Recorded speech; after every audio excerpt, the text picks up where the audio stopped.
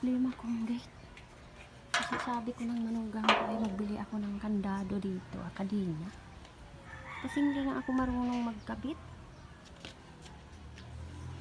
Ay, yung ganito. Yung ganito ba, para ilagay dito sa kabila. Para ilagay dito.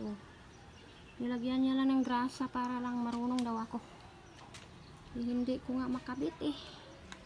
Kaya naisip ko na tuloy magbili na ako ng kadinang may kandado. Tag 145 ang isang piraso. So magasto. Ayan, problema ko talaga dahil kanina pa ako dito. Buti nga kahapon nagsimba ako.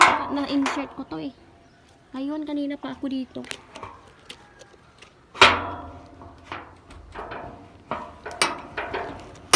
Marunong magkabit ng gate. Ay, napagod ako. God bless you.